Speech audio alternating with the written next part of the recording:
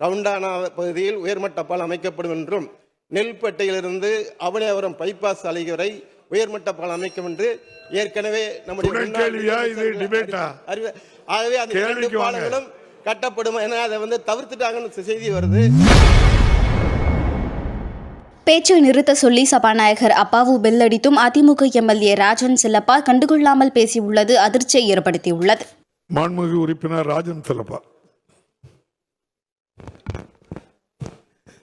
மாண்புமிகு பேரவைத் தலைவருக்கு வணக்கம்.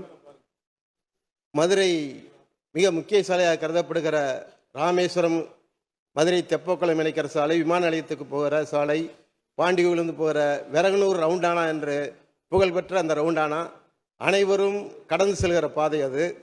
அந்த பாதையில் உயர்மட்ட பாலம் அமைக்க வேண்டும் என்று நீண்ட நாள் கோரிக்கையாக திருப்பூர் தொகுதியைச் சேர்ந்த அந்த ரவுண்டானா அருகே உயர்மட்ட பாலம் அமைத்தால் வைகை வடகரை சாலை, வைகை கரையோர சாலையும் அதோடு இணைகிறது.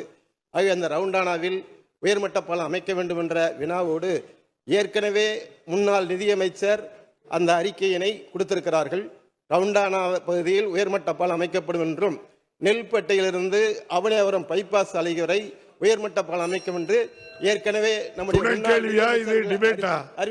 ஆகவே அந்த 2 பாலங்களும் கட்டப்படும் என அதை தவிர்த்துட்டாங்கன்னு செய்தி வருது. 2 அதிகாரிகள் அதற்கு வசதி இல்லை என்று திரும்ப அனுப்பிவிட்டதாக தெரிகிறது.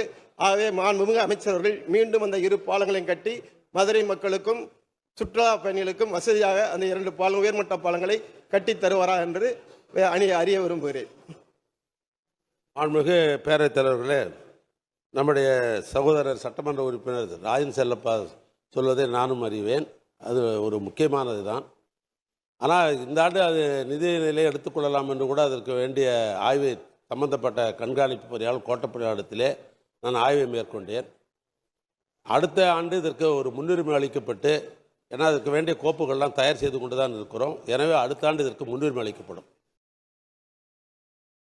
செய்திகளை உள்ளது உள்ளபடி தெரிந்து கொள்ள ரெஃப்ளெக்ட் நியூஸை சப்ஸ்கிரைப் பண்ணுங்க.